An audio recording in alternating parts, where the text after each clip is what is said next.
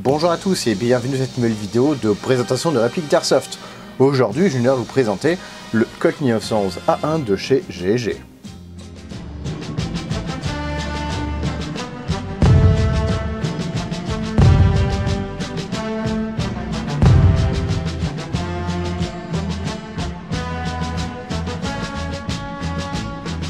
Avant toute chose, je tiens à remercier Sweet Airsoft, boutique dans laquelle vous pourrez retrouver ce bébé, puisque, rappelons-le, sans ses soutiens, je ne suis rien. Ça fait une vachement belle devise en fait, hein.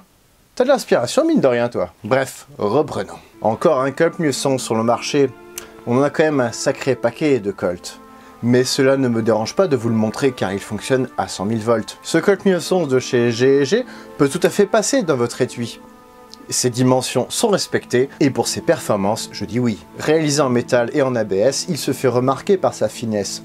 Ce Colt saura vous séduire, mais ses marquages vont vous faire fuir. Sa couleur est tachée et il n'a finalement rien de particulier. Désolé pour cette petite digression, j'ai trouvé que ça sonnait bien. Puis finalement, je suis pas totalement dans le faux dans ce que je dis, même si j'avoue que je suis un petit peu trash et que j'aurais pu mettre un petit peu plus de forme. D'un poids de 1036 grammes, on peut remarquer que le réalisme est presque respecté sur le poids de cette réplique. Ça, j'apprécie, tout autant que le kick que nous avons lorsque nous avons ces 1 kg au bout du bras. Son joli nom officiel est le GPM 1911 pour Gas Pistol Model 1911. C'est GG qui le fabrique et j'admets que jusqu'à il n'y a pas très longtemps, j'ignorais que GG faisait ce genre de bébé. C'est d'ailleurs, pour le moment, le seul pistolet seconde guerre réalisé par cette marque. Le pack est constitué d'une belle boîte en plastique qui est très légère. Elle est jolie effectivement. Par contre, en ce qui concerne la protection, on repassera. C'est du plastique thermoformé, ça protège rien du tout. Nous avons donc une boîte avec un bébé loader qui dispose d'un embout. Un embout. Un embout japonais. C'est drôle. Nous avons une notice et un chargeur fourni avec. Le bébé loader, il est blanc transparent. C'est joli. T'achètes une réplique pour la beauté de son bébé loader? T'es chelou, toi. Tu me fais peur. La notice aura des petits dessins qui sont assez enfantins. Je les trouve très mignons, très sympas. Par contre, on va revenir un petit peu sur le contenu de cette notice. Genre, ne pas diriger vers les gens. Ouais, donc en gros, vous achetez ça, mais faites pas d'airsoft avec, quoi. Du coup, va falloir m'expliquer pourquoi faire des dessins qui paraissent faits pour des enfants, alors que cette réplique n'est pas autorisée aux moins de 18 ans. Ou alors c'est pour que même les débiles puissent comprendre. Mais de toute façon, en airsoft, des débiles, on n'en a pas. News 35, amis de tous les joueurs. Bon, l'avantage indéniable de cette notice, c'est que nous avons une version en français. Par contre, il est indiqué, regarder dans le canon est extrêmement dangereux, même s'il ne reste plus de billes dans la réplique. Si vous êtes touché à l'œil par une bille, vous risquez, dans le pire des cas, de perdre la vue. On n'a qu'un œil. La vue, c'est 2 yeux. Comment on peut faire pour se crever les 2 yeux avec une seule bille? À moins d'être sacrément con. Il y a une bille qui est coincée, on dirait. Ah, mon œil. Je crois qu'il y en a une autre. A few moments later. On m'a semé sur une étoile, sur un oreiller. J'ai une bille dans les 2 yeux. Je rigole, mais bon, c'est bien fait quand même. La notice, hein, j'entends, pas mes blagues. Le Colt est peint en noir graphite. Pourquoi j'évoque la couleur graphite? Tout simplement parce que on peut constater qu'elle est très légèrement sablée. Et elle n'est pas complètement noire, contrairement au canon que nous retrouvons ici qui lui est noir. D'ailleurs, la culasse n'a pas exactement la même couleur que le corps. Étrange. Après, ça ne ressemble pas énormément au phosphatage des vrais, je l'admets, mais n'essayez pas de décaper cette réplique pour la phosphater, ça ne tiendra pas. Puisqu'en effet, j'ai déjà essayé, sur de l'aluminium et du Zamac, le phosphatage ne fonctionne pas. Quitte à le travailler, la couleur qui sera la plus proche du modèle original, ce sera celle délivrée par l'aluminium black, donc il va falloir le rebronzer. Ça ressemblera plus au vrai traitement que la peinture d'origine. Les plaquettes sont en ABS. Pas choquant, les vrais aussi. Enfin, les vrais sont en bakélite, évidemment. La couleur est plutôt sympathique, mais là, ici, je ne vous montre pas la version d'origine. La version d'origine, elle était là. Les mecs, vous avez voulu imiter la texture du bois. C'est joli, certes, mais nous sommes sur un 1911 A1, avec des plaquettes en bakélite. Et quand bien même il aurait fallu des plaquettes en bois, il aurait fallu le losange du Colt M1911. Ici, nous sommes sur une fantaisie totale. Il va falloir donc repeindre vos plaquettes. Ça tombe bien, moi j'avais une bombe de peinture marron qui traînait dans mes placards. Puisque oui, les mecs, vous avez chié dans la colle. La bakélite originale, ça a cette gueule-là. Et c'est beaucoup plus uniforme que la couleur de merde que vous aviez fournie au début. Ah mais il n'y a pas la photo là. Ah, mais oui c'est vrai, magie du montage. Photo. Bon, tant qu'on est dans les défauts, on va parler des marquages. Je ne vais pas trop en parler longtemps, sinon je vais faire une rupture d'anévrisme. Ils sont tous à jeter. Entre les marquages censés être historiques sur la culasse, qui ne le sont pas, les marquages qui sont sur le côté ici, qui ne sont pas non plus historiques, les marquages que nous avons carrément de peint sur la carcasse, tous ceux qui sont en fait variables, toi l'informaticien, toi-même tu sais, et nous avons le gros GG à la place du poulain. GG ici qui veut dire gros gun, pas good game, hein, ça mérite pas là pour le coup, désolé. Le gamer, toi-même tu sais. En fait, lorsque nous avons marqué en dur Manufactured by JG Armament, ça encore ça va, GP M1911 Airsoft Gun, numéro machin, et de l'autre côté nous avons GP Model of machin, calibre 6 mm, Training and Simulation Only, Made in Taiwan. En fait, on a un flingue qui est loi friendly. Ça peut être importé dans tous les pays avec des marquages comme ça. Enfin, tous les pays qui autorisent l'airsoft, hein, évidemment. Avec ça, si la douane vous emmerde, c'est que vraiment elle vous aime pas. Hein, parce que là, c'est marqué en gros que c'est un pistolet d'airsoft. Manque plus que le bout orange. Attention, dis pas du mal de la douane, sinon tu vas devoir encore payer plus cher. Déjà que tu dois payer même quand tu reçois un cadeau. Il a un chargeur qui fonctionne avec du gaz tout à fait classique. Et la planchette élévatrice se bloque en bas.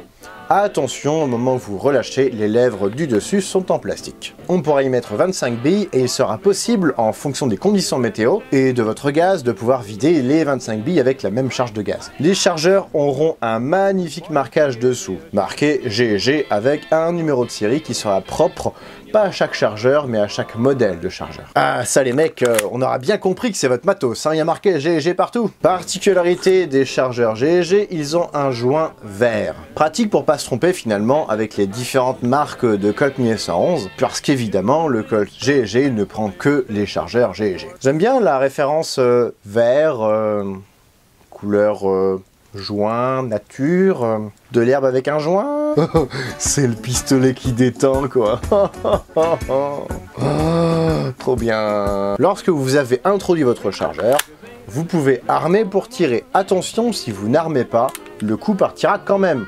C'est une sorte de double action en fait, hein. Pas besoin d'armer la culasse pour pouvoir tirer, il suffit juste d'armer à la main. Contrairement au vrai évidemment et à d'autres répliques de Colt 1911 mais d'autres marques. Donc attention aux accidents. Le hop-up est situé au même endroit que sur tous les autres 1911 du marché, pour ça il faut démonter la culasse et accéder sous le canon à la petite molette, et la queue de castor fonctionnera comme sur tous les autres Colt 1911 du marché. La sûreté est située sur le côté gauche, donc pas accessible pour les gauchers, désolé. Donc c'est pour les droitiers, oui les droitiers c'est ceux qui ont la main forte, qui ont le pouce à gauche. Il faudra armer le pistolet avant de pouvoir l'enclencher. Toujours trouvé c'est un petit peu bizarre.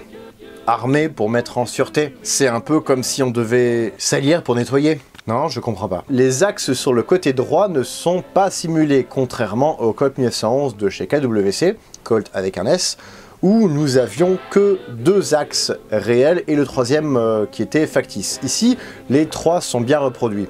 Bon, c'est du petit détail, mais j'aime bien. On va maintenant passer au test chrony réalisé avec un gaz Nuprol 1.0, un test réalisé avec des billes de 0,20 g, et ceci par une température de 17 degrés.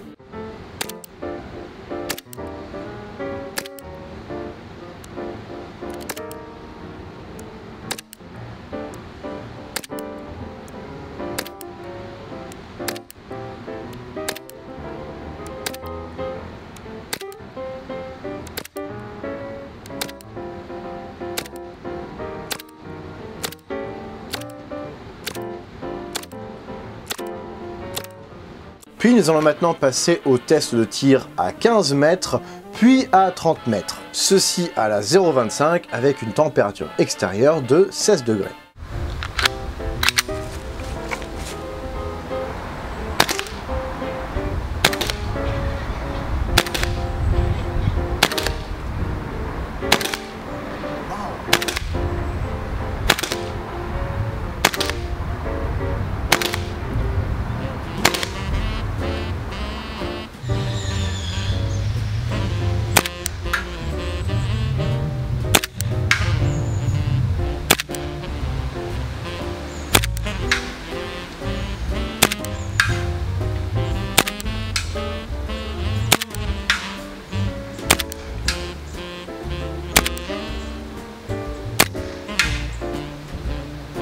Maintenant, test de portée.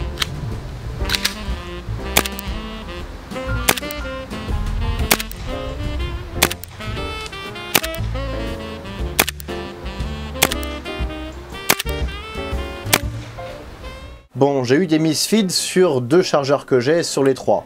Pourquoi?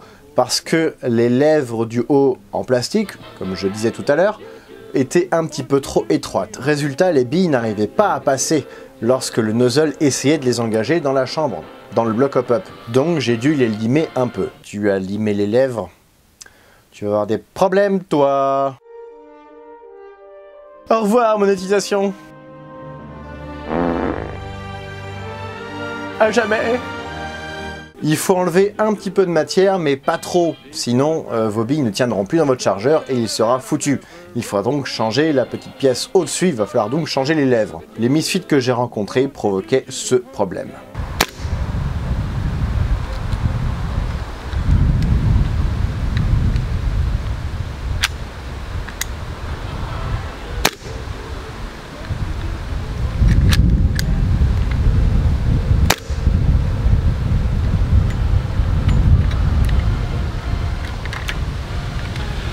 À partir du fait que c'est le chargeur qui est pourri.